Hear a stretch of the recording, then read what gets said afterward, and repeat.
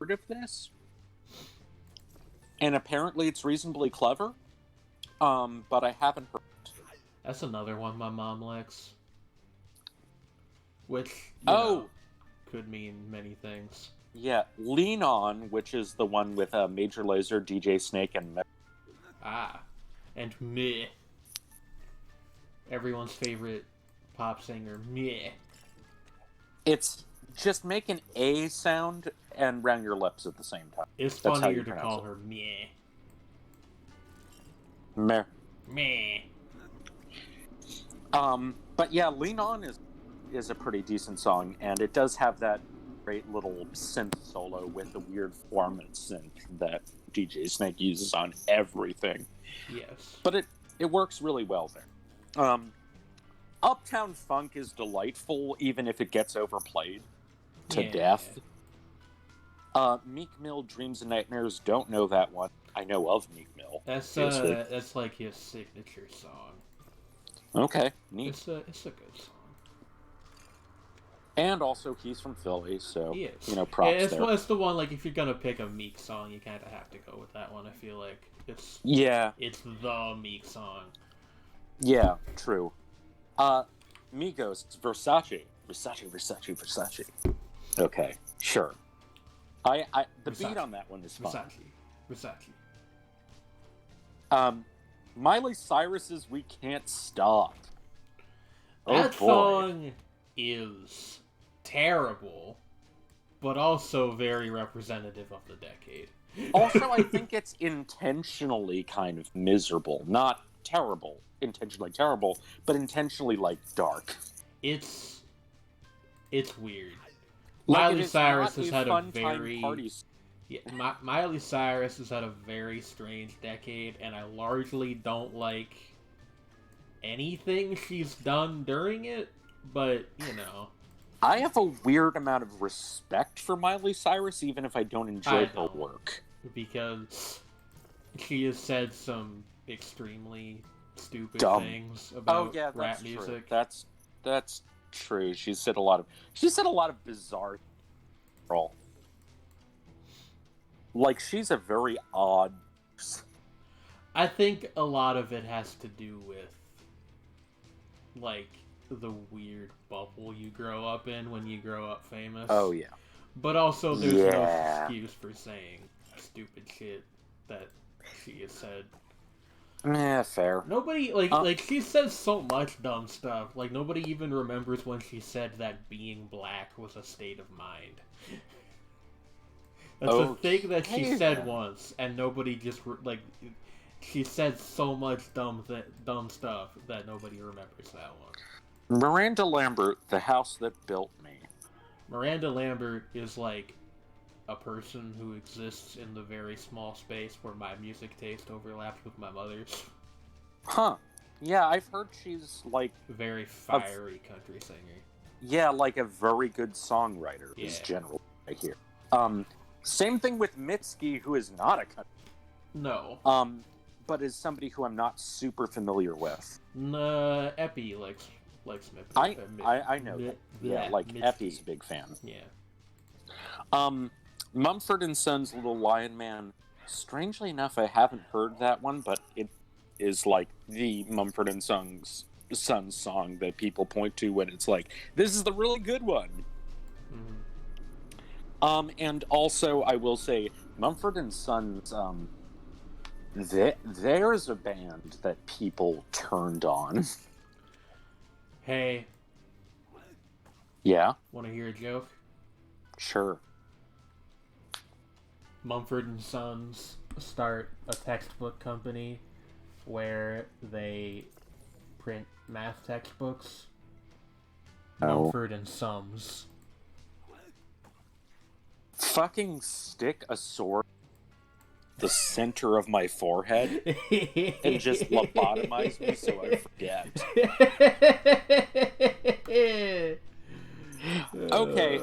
Okay, here's a song I really like that may be slightly divisive, is Nicki Minaj, Super Bass.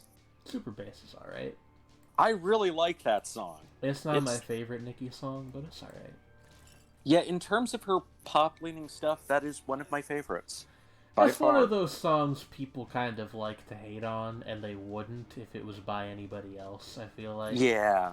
This is one of those.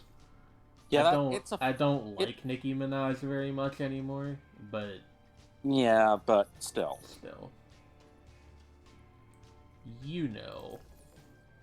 Okay, Nicky Jam and Enrique Iglesias, El Perdón. That's another one that was big in Latin America, not as much here. Yeah. One Direction, What Makes You Beautiful.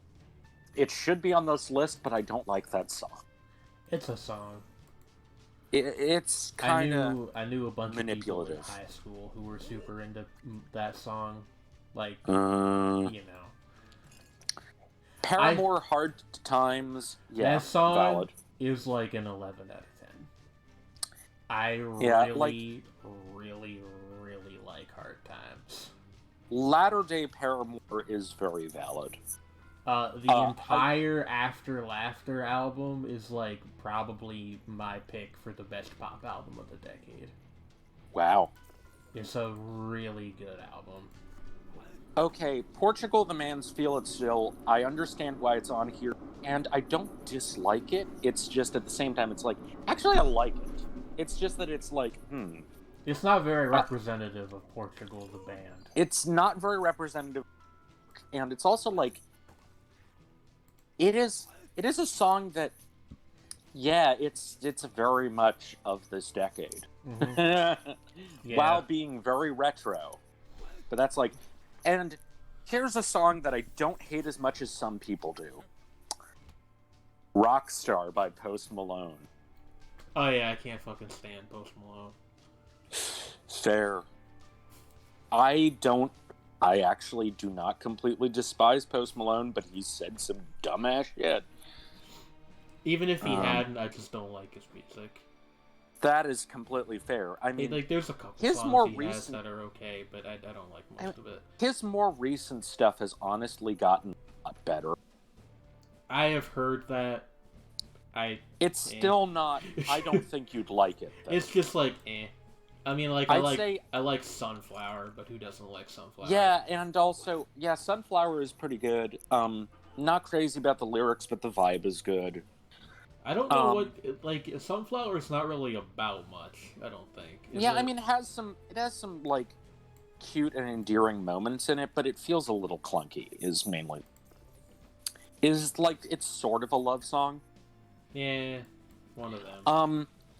But yeah, like, the thing about Rockstar, I do not hate it as much as a lot of people do. It's just that, but it is very dreary and very, and it's like, and to be honest, like, here's the weird thing with 21 Savage, is, like, he has a lot of bad music, but he's actually also done some decent stuff, to be honest. He's just, but at the same time, he is another massive underachiever. You know what I mean? Actually like 21 Savage. Like, that's kind of what I was aiming at. It was like, I actually really do like some of his stuff. It's just that he's done a lot of material. He has, but, like, I feel like he's one of those people who's markedly improved over the last few years. Yes. Like, I heard some of the stuff off of, I think it's Is it Greater Than is the most recent one? It's called I Am, and then there's a greater sign. I don't quite know how I'm greater than I was. I don't quite know how it's intended to be pronounced. It's one of those I think that's the point, is I am greater than I was. That makes sense. Which is actually a neat little thing. And yeah, the songs I've heard off of that are really fucking good. So, like, it's just that, like, some of his earlier stuff was like, man, you could be so much better. And then he got harassed by ICE, and he decided, well, I'm going to make political music now. And he did. Damn. If you listen to, like, it's not, like, super explicitly political, but a lot of the stuff on that album is very, like, it's at that, like, personal political intersection that a lot of rap music exists at. Interesting. Okay. It's a pretty good and album. also, like, as I said, for, like, as whatever as Post Malone generally is, some of the stuff I've heard off of his most recent album is like, you know, if he just made a straight turn into doing like power pop or rock music, he'd clean up. Maybe. I don't know. I feel like in a way he's been pigeonholed, and I think he's getting annoyed with it. I mean, like the guy used to be a metal, for the record. I am aware. I think he kind of did. He kind of has like the reverse problem with somebody like Charlie XCX, where like he could be making much more interesting music, but he's too like happy with being famous to bother. I feel like kind of. I think that it's like, I think he's starting to get tired of like being famous for things he's not as interested in doing, because he's starting to make like.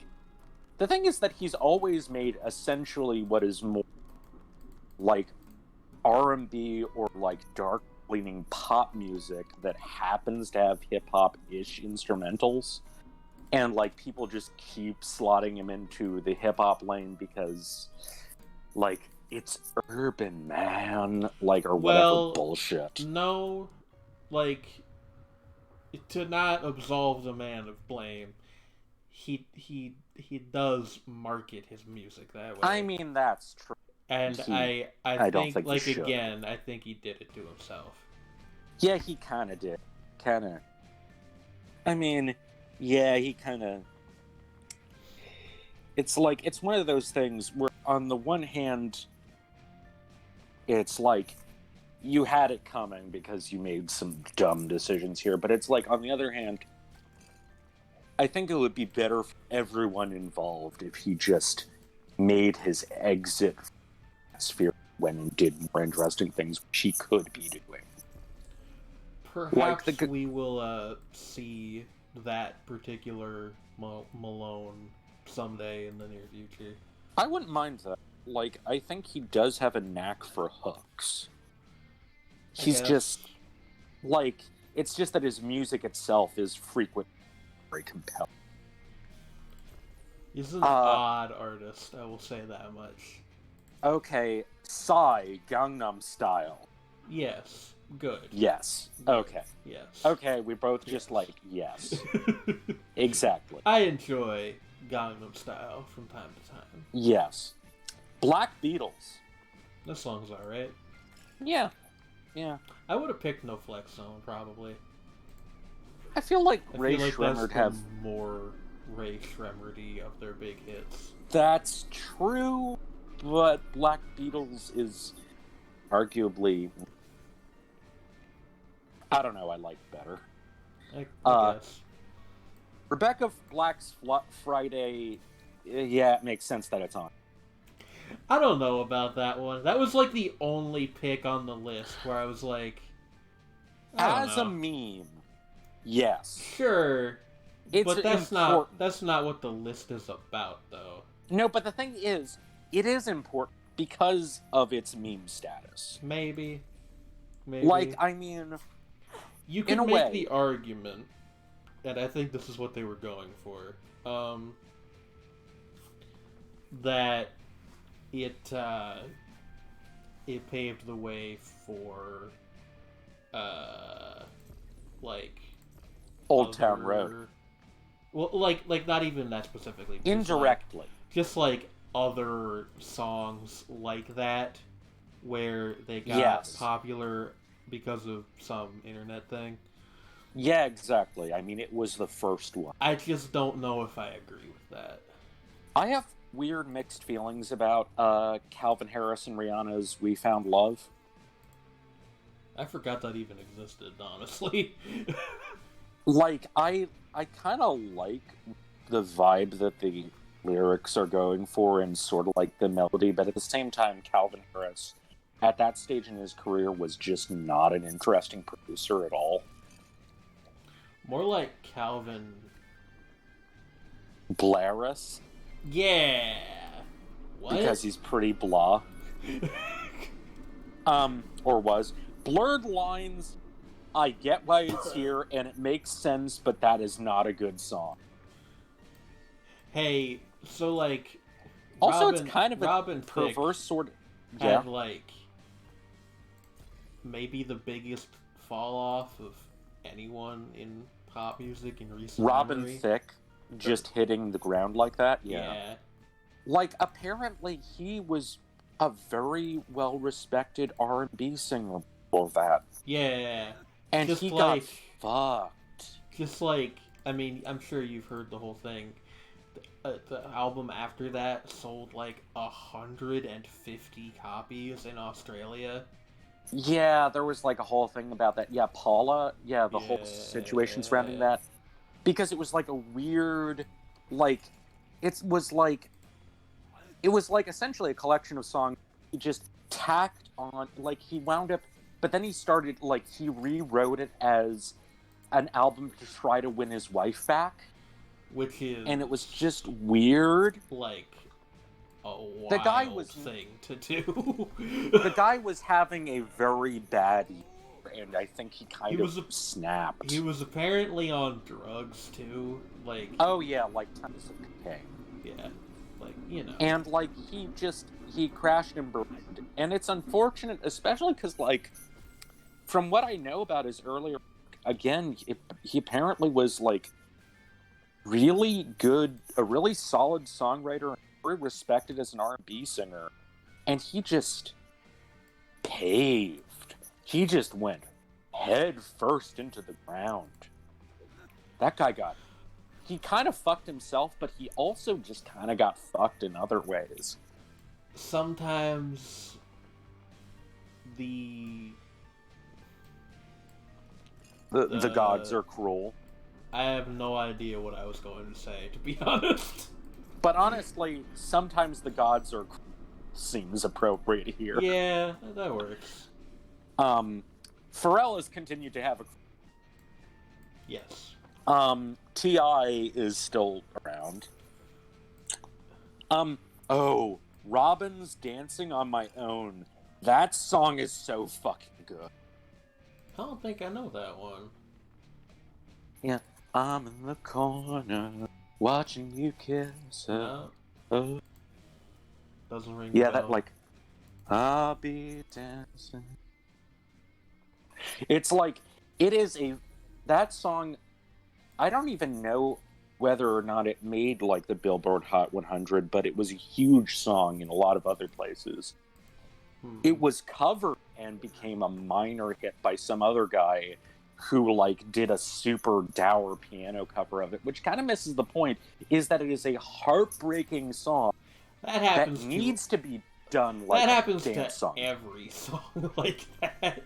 Like, the thing is, the fact that it's a dance song is part of the point. That happened to, well, it happened in reverse with, I Took a Pill in Ibiza. That it got a lot better when they made the... Yeah, that was originally, like, a sad piano ballad. And, well, it was a sad acoustic guitar ballad. And it's like, I mean, it's not even like it missed the point, it's just that it didn't hit as hard without the dance beat. I do actually, contrary to what Todd in the Shadows incidentally said, like, I think that the missing last verse should have been included in the dance version in some form. Like, the last verse where, like, he's thinking these things while talking to fans. Because that actually does drive home the discomfort involved in being someone who is a one-hit wonder who just feels nothing from it. Yeah. It's also, like, easily one of the best things Mike Posner ever did. I think we can just drop the best one of there, honestly. It's just, like, that's probably the best song. thing he ever did. Yeah. Period. I don't like most of Mr. Posner's other music. Yeah, but, almost you know, anything that he's written, most of the other stuff he's written, just... Which some of it makes my skin crawl. Which is the cruel irony, right? Is that his song is about how nobody likes any of his other songs. Yeah, and it's like a really poignant, sad fucking song. Okay, Rosalia, I don't know Rosalia. really, other than I know of her, and I've heard that her recent album was really fucking good. Oh, you don't remember Rosalia from the party? I don't know where I'm going with this. Go on. But Malamente is the song they have on here, and I should look that one up because apparently everybody fucking loved that album. Like in terms of music critics, like they went nuts. Like well, you know what they say, Shrevney. What? Donuts make me go nuts. Okay, fine. Sam Hunt's Body Like a Back Road should be here, and it also fucking blows. Hey, controversial opinion, that's the worst song that was a hit this decade. That's actually not even that controversial. Fucking hate that song. It's funny, it's like this guy every bad thing in country music this decade yes into 2 minutes. That topped the year-end worst hit songs list of a YouTube reviewer I follow, Mark Rondon. You know, it has the channel Spectrum Pulse. I've mentioned him. And the way he talked about it was so vehement. Like, he just, like, oozed with contempt. It was amazing. And the quote that he cited a quote from Steve Earle. You know Steve Earle, right? Personally? Not personally. No, remind me, who's Steve Earle? Steve Earle, like, sort of, like, a very well-respected kind of, like, outlaw country-leaning country figure. Oh, okay. Yeah. All right.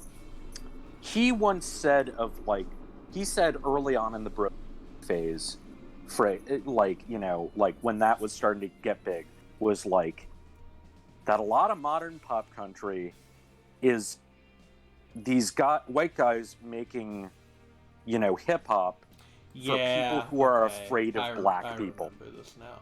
Yeah, and it's like he cited that quote as a perfect description of what is so repulsive about Body Like a Back Road. The thing is, like, if it's not hip-hop, it's R&B. And, yeah, like, these people, like, even if, like, setting aside the whole, oh, is it country conversation. Yeah. It's just bad. Like... Yes. Like... It's a really fucking awful... It's unfathomably just a really... I don't even know what word I'd use. Like, it sounds like it was written by somebody from another fucking planet. Like, it's really trite is the word that comes to mind. I don't know. I feel like trite implies a certain level of predictability. It's not a strong enough word. And Body Like a Back Road is uniquely bad, I would say. I'm not saying that to get in, like, an epic dunk. I legitimately think that. No, but I mean, it is an unusually off. It's just... It kind of does make my skin... It's like... The simile that ties the song together is such a weird fucking thing. Like, imagine saying that to another human being. And you can't. Apparently, it's an old, like, insult. Actually. It's... Well, there is the very similar... Your mother has a body like a country road. Which is, like... Oof. A thing... Like it's a thing you say when you're, like, insulting somebody at a fucking square dance. Yeah, like yo mama's blood. Yeah. Yeah. It's just... I don't know. Yeah, that's what Mark brought that up, was like, this is an old, like, because he's like one of the handful of like YouTubers who reviews a lot of country music, is like, that's like an old ass insult, you know, like, geez. it's just a very bizarre thing to build. Yeah, it's a bizarre flavor of that. And because it's in the chorus, it's effectively what the whole song is about. Yes. And the rest of the song isn't anything. It's just like, I got a girl from the South Side. What the fuck? The South Side of where? And also him talking about how how, city girls don't have, like, and it's just like, fucking, it is so pandering. It reminds me of, God, what the hell is the name of that song? Corn-Fed Dimes by Cowboy Troy, or whatever the hell it's called. Oh, no. Which is just the same. Cowboy Troy was like a novelty act. Yeah. And his thing was like, he's a black man and he makes rap country. This was like 10 years ago. Yeah, I know. I know of Cowboy Troy. He was basically a joke artist. Like it was like very tongue in cheek. And the thing is that Bodied Like a Back Road is that, but serious and by a white guy. And by it's just by a very white man. Maybe the whitest man.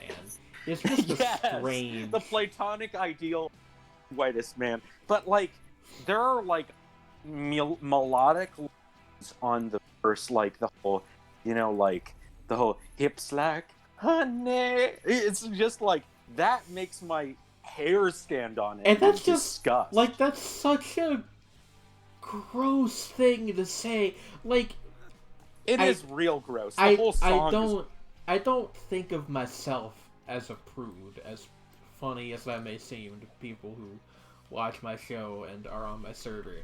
But it's just, like, that's just a nasty simile. What does that even mean? It sort of sounds... The opening lines to the song... This is a bizarre comparison, but you'll see where I'm going with this. Mm-hmm. So the song Ostia, The Death of Pasolini by Coil begins with the line, "There's honey in the hollow and the contours of body. Sluggish golden river, sickly golden trickle. Golden... That sounds like he's talking. That sounds like he's talking about piss. Well, frankly, he could be talking. The thing. It's like the song is explicitly an homage to the radical leftist Catholic filmmaker Pier Paolo Pasolini, who was also very, very, and was murdered by a rent boy who drove him over in his own. Nobody was very what? He was very, very gay. And this is an interesting combination of traits. Yeah, he was a gay, communist, Catholic film who was murdered by a rent boy who may or may not have been hired by fascists to assassinate Pasolini. Okay, go on. And he ran him over in his own car and then threw him in a ditch. And the song is, like, about, like, both Pasolini's, like, it's a mixture of the, like, heavy homoerotic imagery and almost sacramental imagery and use of Roman iconography in Pasolini's work. But what does this have to do with Body Like a Back Road? I'm waiting. But I just find the whole hips like honey thing, it's supposed to be kind of unsettling in the Coil song. Like, in Ostia, that description of honey covering the human body is like, it's supposed to be off.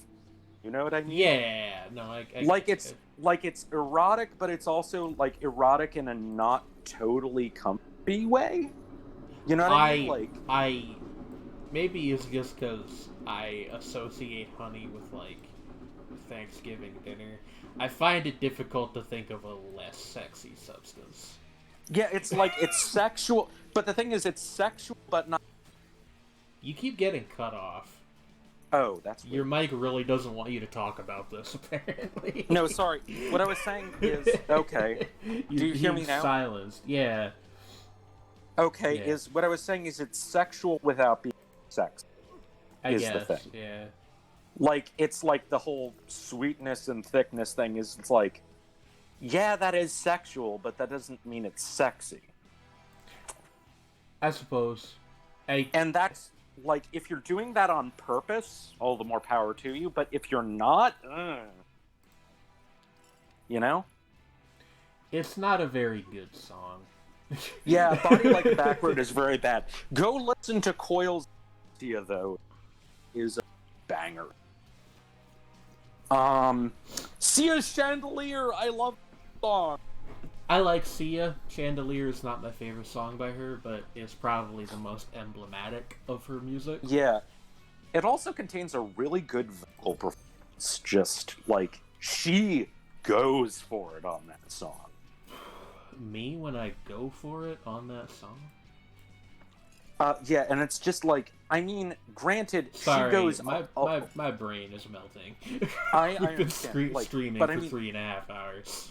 Just, like, she goes so hard on the song. Like, it's nuts.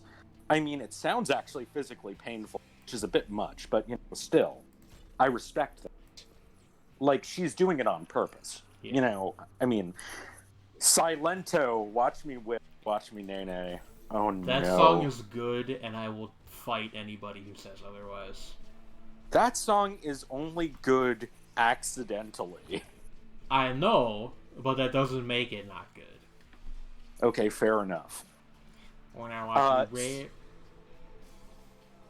Okay, so Skrillex, Scary Monsters and Nice Sprites. Valid. Yeah. Solange, Don't Touch My Hair. I don't know if I've actually heard that one, but I know of it. Yeah. And I recall it being, like, I mean, it's right in the title, is like, yeah, I see the point here. Yeah. Tame Impala, I haven't really gotten that much into them. Like, for a while I was avoiding them, actually, kind of. But then I heard some of their recent stuff, and I was like, actually, this is really good. And I was like... I kind of like Tame Impala. I'm not huge on them, but I like the... Yeah. Like, texture of their stuff, for lack of a better term. Blank Space might not be the best recent Taylor Swift song, but that's not recent, yo. That's like 5 years old. Like, I mean, like, in the latter half career, let's just put it that way. I guess. But, at the same time, like, I see why it's... country Taylor. It's like, yeah, post Red, really. Yeah. Like, from Red onward. But, like, Blank Space might not be the best of those songs, but I know why it's here, I think. Like, I get the point. She has a blank space, baby. And she will I actually like the Chainsmokers Closer. It's probably the best song by them. Like, the thing is, I get why people dislike it, some certain people, because the thing is that a lot of the Chainsmokers songs, when they have female artists on it, is that they write weirdly for women, and it's kind of gross. But it does work in the context of this song if it's separated from context. And it's like, it's about two douchebags, is the thing. Both of them are douchebags. And that makes the song compelling, I think. Yeah.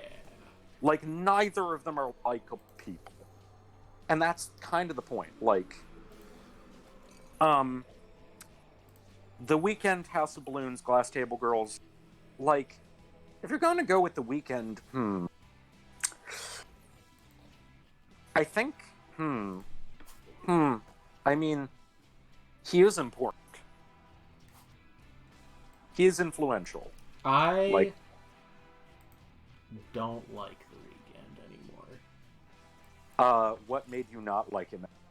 I'm interested. His style of songwriting has not changed, and that is true. It does not mesh with where his music is aesthetically anymore. And not in a way that feels deliberate or meaningful. It just sounds like he doesn't know how to write songs that are not about fucking people over. Yeah, it's weird. This is a super early cut of his, though. Yeah, no, that was from House of Balloons. I like that one. Yeah, it's just like I don't like him in general anymore. Yeah, like, yeah, that is very fair. And I haven't listened to that much of his stuff, but I recall it being interesting. The trilogy albums are very good.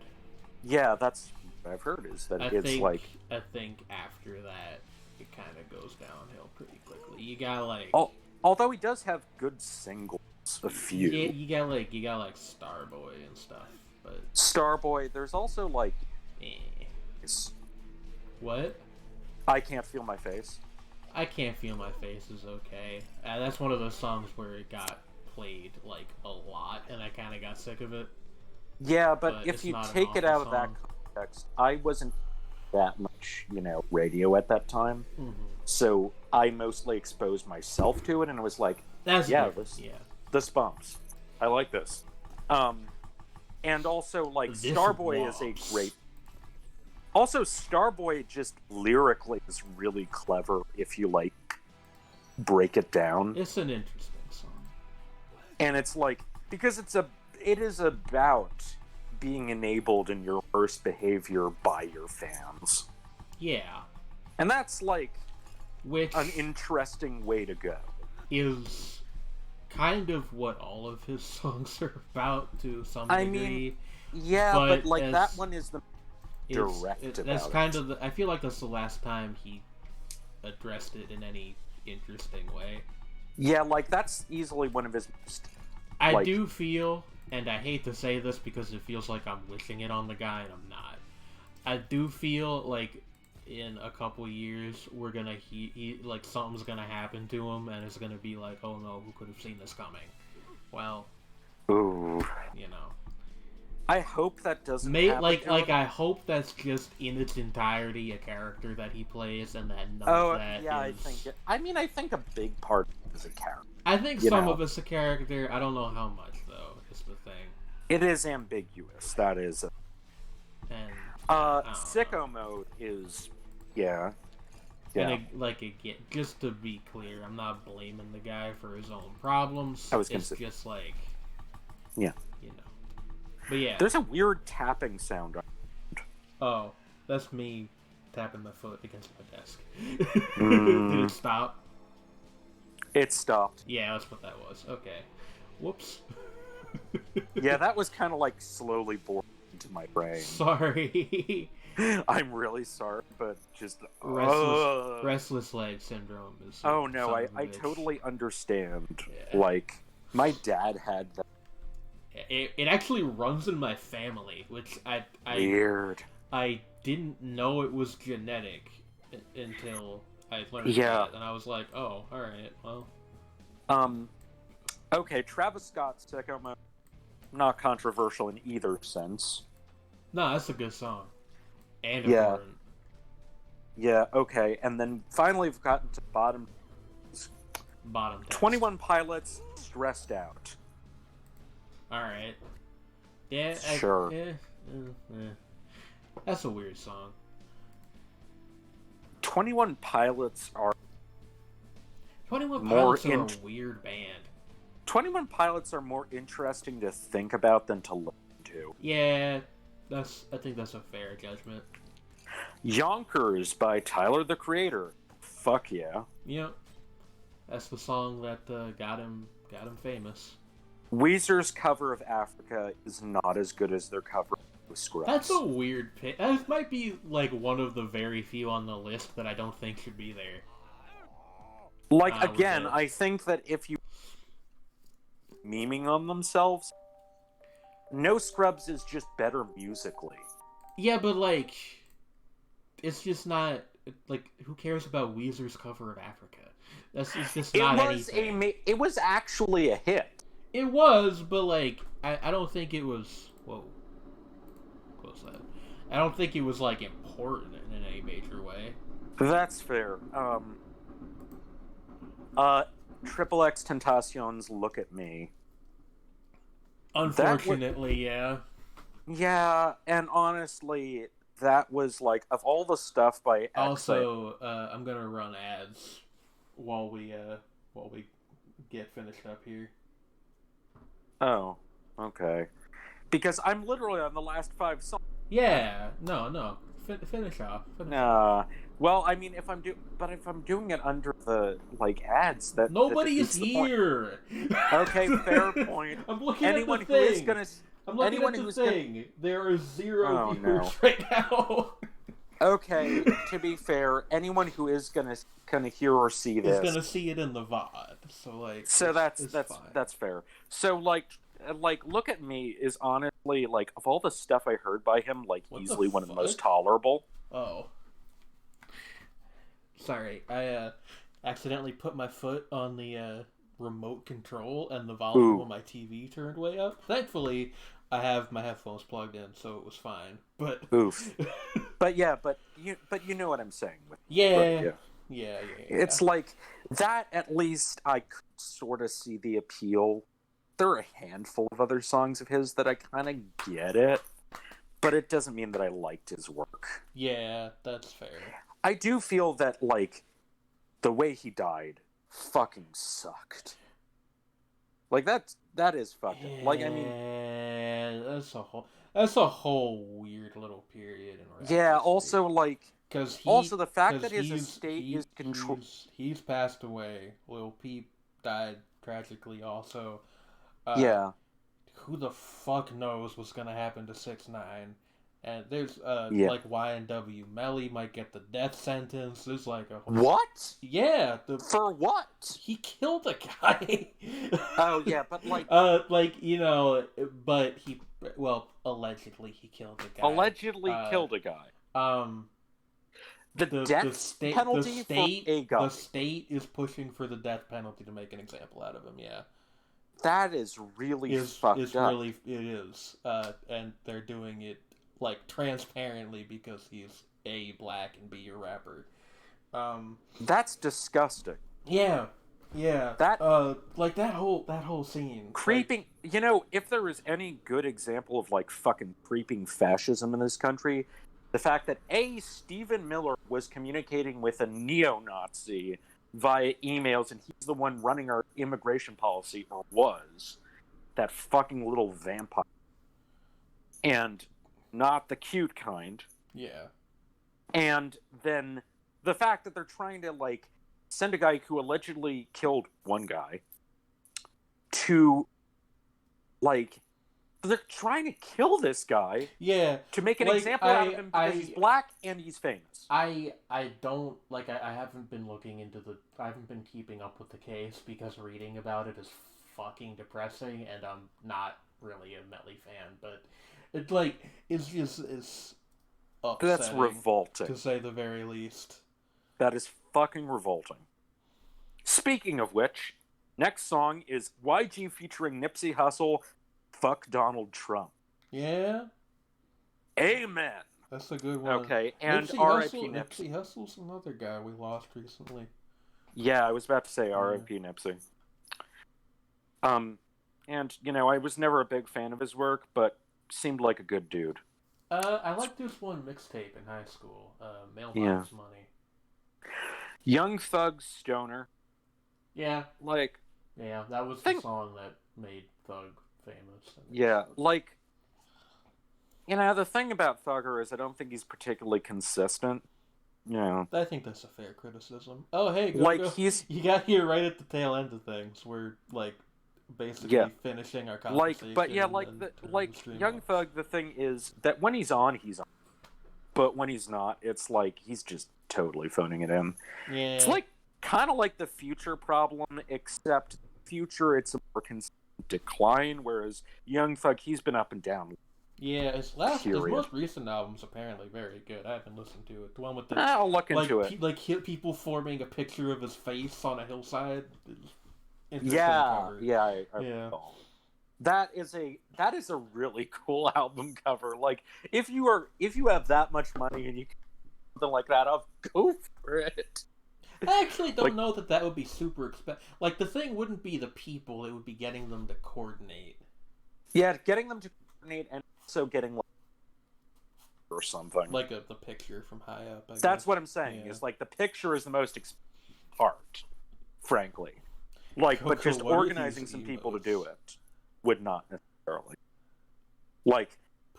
Sudden Young Thug face. Yeah, is that the last song on the list? No, there are two more. Zayn's Pillow Talk. I hate that song. Fuck that song. Very like, emblematic of the, like, concrete brick pop that became a thing this decade. Yeah, but I very, like, the whole, very compressed, very, like, it's very loud, but boring and doesn't have a lot of dynamics. Whatever. And then finally, Zed, Maren Morris, and Gray, The Middle. What an average song. I like The Bones by Maren Morris, but I don't like The Middle that much. A lot of her songs have the word "the" in the title. Like, they're the something. I mean, it feels like a very kind of country singer thing to do, and she is the country singer, technically. Yeah. Like, but, like, yeah, I mean, basically that's that list, and that was a pretty solid list of definitive things, but there are some where, like, the artist makes total sense to me, but the song pick is a little weird. But the song pick is weird. The only two I take some umbrage with are Friday and mostly the Weezer one. I don't think that belongs on there. Yeah, like, Friday makes more sense, and Weezer's Africa, like, the fact is, I guess it's because they couldn't put Toto's Africa on there, and that was, like, one of the biggest fucking meme songs of the last decade. Not even a meme. Like, that song just kind of found a weird second life on the internet. Yeah, like, it became, I guess that's why it's there. It revived, like, big time. Are Toto's still around? Do they still make music? I'm gonna look this up. I don't know. I think that everyone in them is still alive, but I don't know if they still make music. Are they still doing stuff? Is what I'm curious about. Let's find out. Toto, band. Toto was an American rock band formed in 1977. They apparently did a 40th anniversary. Yeah, and then they're on hiatus again. All right, well they're all still there was around. a member who died. Who was sucks. it? Scroll up. Porcaro. Who was Mike Porcaro is the one who passed away. Who was a?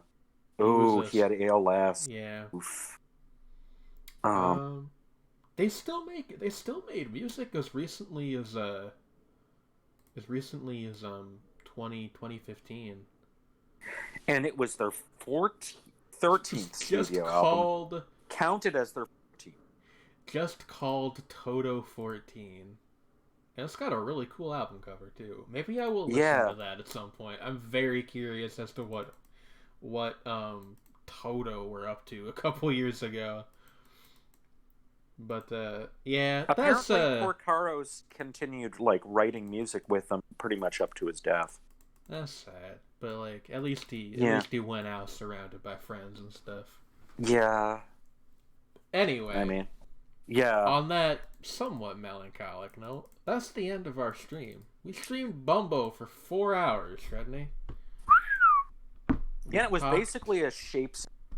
Because we did have Win and Trey on at different points. We're both here. Yeah, it's true. Yeah, in succession.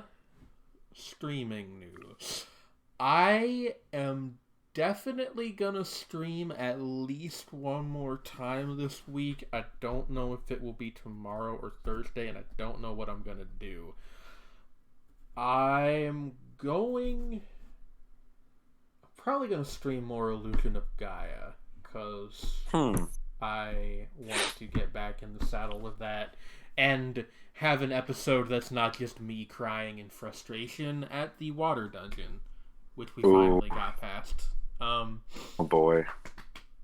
I also want to stream more Bumbo, though. So who knows? That seems fun. That could actually be, well, on the one hand, I'm thinking, like, it does and doesn't fit shapes.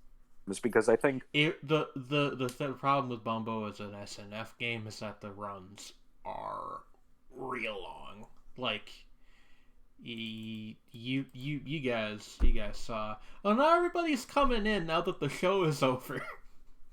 What the heck, guys?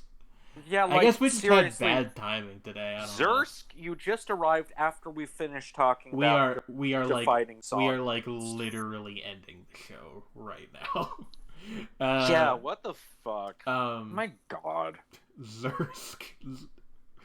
Zursk is a Pokemon now! Zursk is a Pokemon called Zursk. Yeah. No, it's fine. It's fine, No. everybody. It's just funny. Because like nobody was here for most of the stream, and now people are coming in. But the VOD will be up on YouTube as always. In fact, I'm gonna put it up basically right now. 69 420, baby. Oh yeah. Throws Pokeball as Zursk. All right. Well, I'm gonna. Ba-bam. Yeah, I'm gonna head out and like play Pokemon probably. Okay. I will see you guys tomorrow. We will be doing Illusion of Gaia at some point this week and maybe another stream also. See ya. Okay.